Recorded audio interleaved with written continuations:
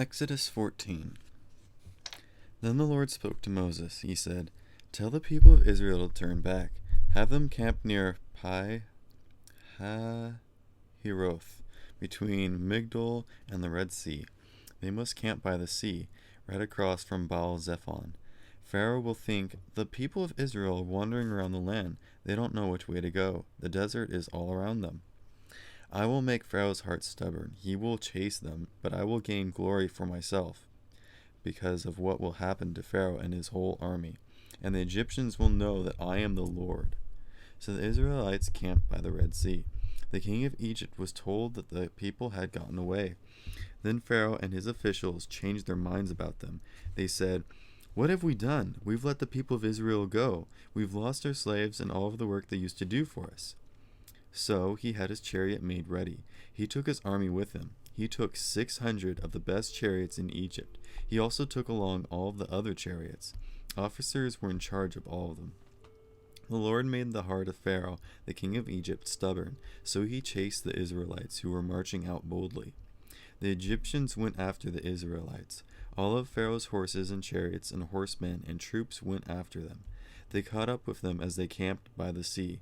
The Israelites were near Pi Hahiroth, across from Baal Zephon. As Pharaoh approached, the people of Israel looked up.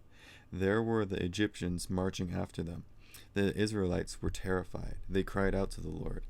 They said to Moses, "Why did you bring us to the desert to die? Weren't there any graves in Egypt?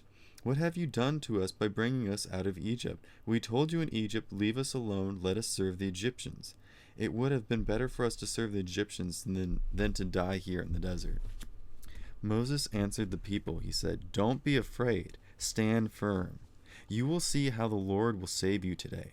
Do you see those Egyptians? You will never see them again. The Lord will fight for you. Just be still."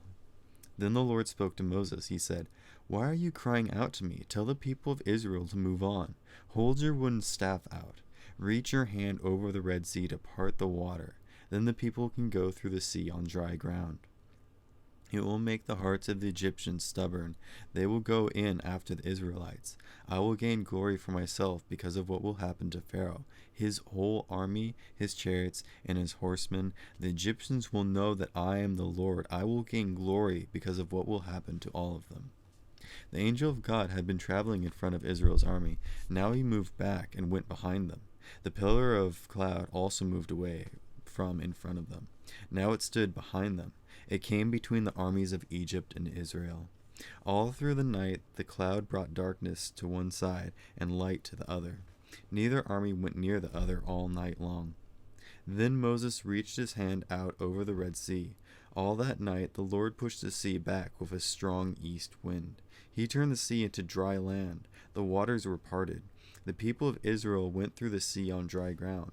There was a wall of water on their right side and on their left.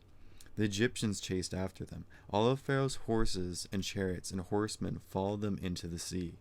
Near the end of the night, the Lord looked down from the pillar of fire and cloud. He saw the Egyptian army and threw it into a panic.